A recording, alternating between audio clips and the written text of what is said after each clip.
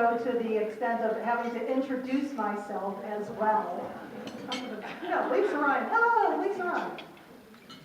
Anyway, so a man in Phoenix calls his son in New York City and said, son, I really hate to ruin your day, but your mom and I are getting divorced. After 45 years of misery, I cannot take another day. He said, and the son says, Dad, what are you talking about? He said, we're miserable. We can't stand the sight of each other. Call your sister in Chicago and let her know what's going on. So the son hangs up the phone and frantically calls his sister and says, Mom and Dad are getting divorced. And his sister says, oh no, they're not, like heck they are. I'll take care of this. She gets on the phone. She says, Dad, I don't know what's going on, but you stop it right now. Don't do a thing. As a matter of fact, I'm going to hang up the phone. I'm going to call my brother, and both of us will be there tomorrow. What I forgot to tell you is this was the day before Thanksgiving. The father hangs up the phone, he turns to his wife and he says, well, honey, the kids are coming in for Thanksgiving and they're paying their own way. And on that note, I know, a person speaking on gratitude is talking about divorce. What is up with this? But as we're moving into the holiday season, and Thanksgiving is right around the corner, of course, this is the time of year that we really start to contemplate the blessings that we have in our lives, whether we do it on our own, looking back as the year comes to a close, or we may have traditions in our home with our families, going around the table and expressing gratitude for our families. It's something that we really concentrate on at this time of year. But what about the rest of the year? Since I started my own gratitude journal in 2009, which I'll tell you about, and seeing and harnessing that power of gratitude has become part of my mission to share that gratitude is not just something that we talk about over Thanksgiving and over the holidays. It's something that when we can do it year-round, it makes a tremendous difference in each area of our lives. And I know that several of you have seen me speak before, so today's is going to be a little bit different because I want to look at gratitude from three different areas. Number one, from the self. Number two, from health. And number three, from wealth. We'll start with the self because, it's all about us, and that's always a good place to start. They say that the journey of 1,000 miles begins with a single step. My journey into discovering gratitude as my purpose and passion also began with a single step, except it was a step across a 12-foot bed of white-hot, 2,000-degree burning embers. I took a fire walk. Now, I am no stranger to fire walks. It was actually my second fire walk because I feel the need to walk across hot coals every 20 years whether I need to or not. And as a matter of fact, I just found out last month that Jill was at that first fire walk with me, and we didn't even know each other. How cool is that? The parking garage of the Holiday Inn Lakeside, where 335 of us walked across hot coals. It was different 2 years ago, as 3,500 of us walked across hot coals in Chicago. The first time I did the fire walk, it was powerful, but the second time is what changed my life. I had gone to the seminar, and the three friends that I went with, we decided to come home and actually open up a Facebook thread. We wanted to keep that energy alive from the seminar. And how we did that is we would write down maybe 3 or 4 reflections, people that we met, experiences that we had at the seminar, and then we would write down 3 things that we were grateful for. We did this every day, and we held each other accountable for it. And as we got further and further away from the seminar, the daily reflection stopped, but the gratitude continued because it had become a habit. And things in my life started to change. I was in medical sales at the time, and there were customers that I hadn't talked to for months that were calling me and saying, hey, can you come in and sell me some stuff? Well, I guess if I have to, I'll be right there. I was working with 2 large facilities for almost 5 years that closed almost effortlessly. My husband, who many of you have met, is fabulous to begin with, but he started being more verbally appreciative. And it wasn't because I was keeping the house any cleaner. All of these things started to happen, and yet the only thing that I had changed was that daily practice of gratitude. So being in medical sales, where you have to clinically document everything that you ever say, I decided to see if there was more to this. And I came across a book by Dr. Robert Emmons called Thanks. Dr. Emmons is a PhD professor at the University of California at Davis. And he has done many experiments in gratitude, but he had one that he took a random group of students, and the first group wrote down everything that they were grateful for on a daily basis. The second group, all the little hassles, all the things that bugged them on a daily basis. And the third group was simply, they recorded what happened without emotion. They were the control group. After 10 weeks, they found that the gratitude group was 25% happier.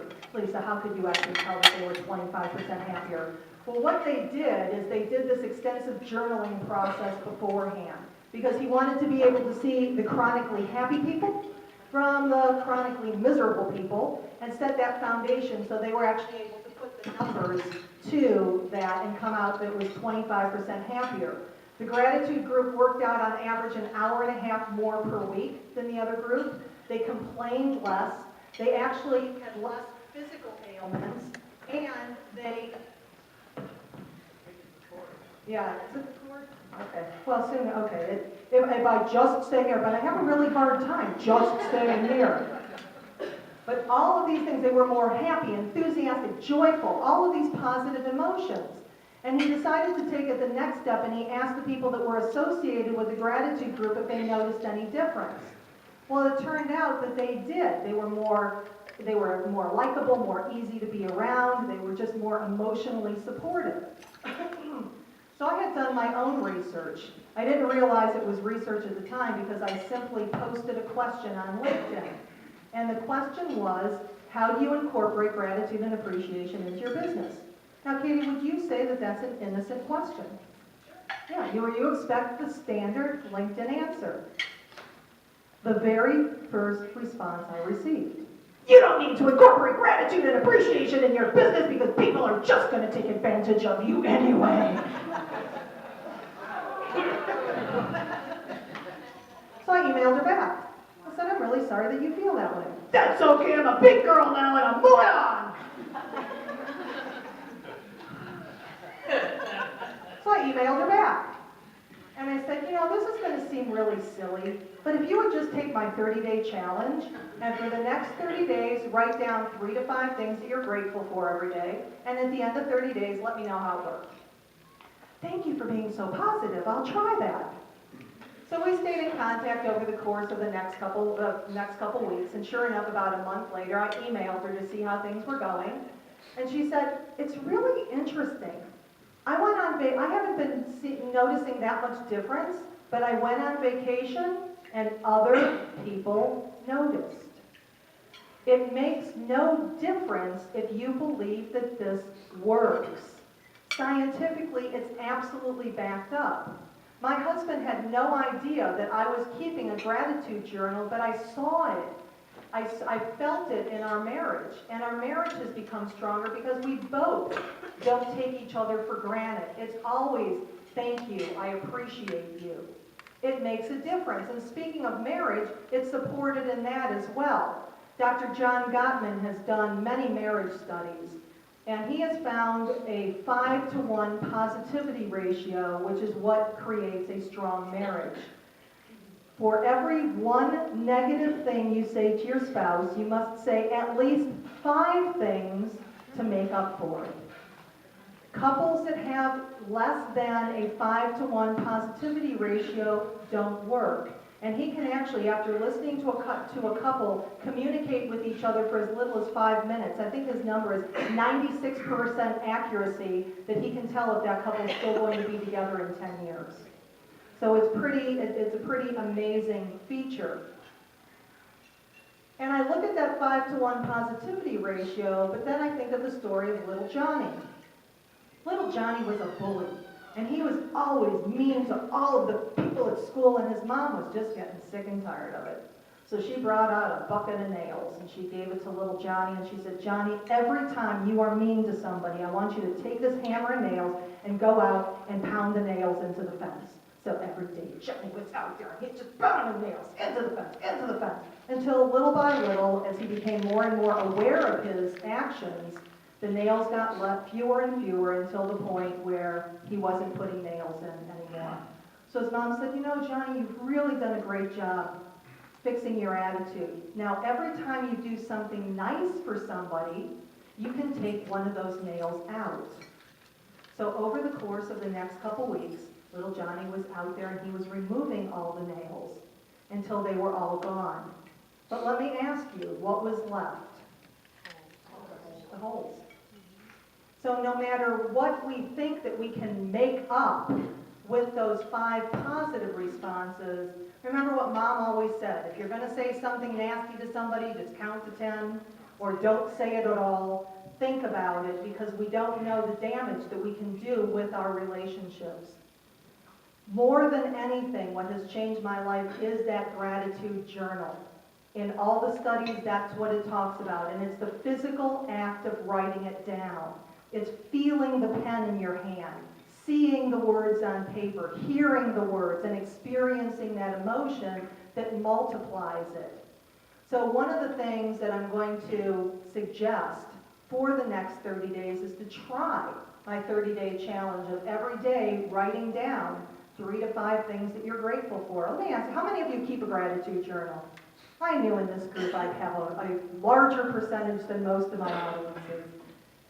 It absolutely works. It's amazing the power behind it. And it's nothing that, because we get so busy when we just take that extra minute. And it doesn't have to be a fancy schmancy journal. As a matter of fact, during the raffle, I'm raffling off 2 journals, and those are really nice and everything, but if it's a piece of Post-it note that you put on your computer, if my gratitude journal happens to be loose leaf paper in a binder, and every morning when I wake up, it's the first thing that I do. I'm grateful for, I'm grateful for, I'm grateful for. I write out 5 sentences. Sometimes more, and sometimes if I'm in a really good mood, and sometimes it's a struggle to get to those 5. The first 3 generally come relatively easily, but it's the next 2 where you find yourself going a little deeper. So when we're talking about what we can do for ourselves to really harness that power of gratitude, the gratitude journal is definitely the best one. So what about its impact on health? Sure, we feel good when we say thank you to somebody or somebody says thank you to us, but what has it shown from a health standpoint?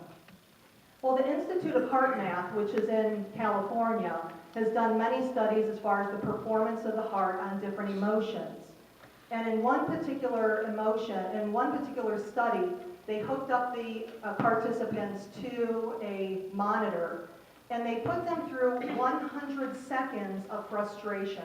And they wanted to see their heart rate variability after that. So when they looked at it, it looked like this.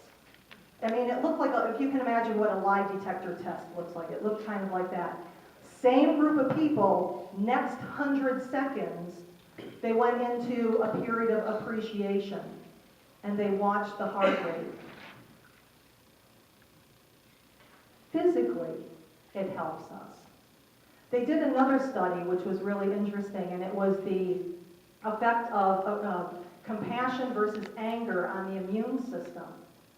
And they found that for every 5 minutes you spend in anger, the performance of your immune system goes down for the next 6 hours. Those same 5 minutes spent in compassion actually helps to increase the efficiency and performance of your immune system for the next 6 hours. Now, I'm sure that we have all little frustrations during the day, but I like to always talk about the best example being traffic. You're sitting in traffic, and of course, not only are you sitting there, but then that idiot cuts you off. So what do? You speed up and you stare at him. Maybe it's just me. And then what happens? You go into the office, you go into the shop, you go to your next appointment, and you're just done. Everything from there, it just snowballs because you have that bad attitude, and then it just snowballs from there. Versus that same 5 minutes spent in compassion. You know what, same jerk cuts you off, but instead, you know what, maybe they just found out that their child was rushed to the hospital. Maybe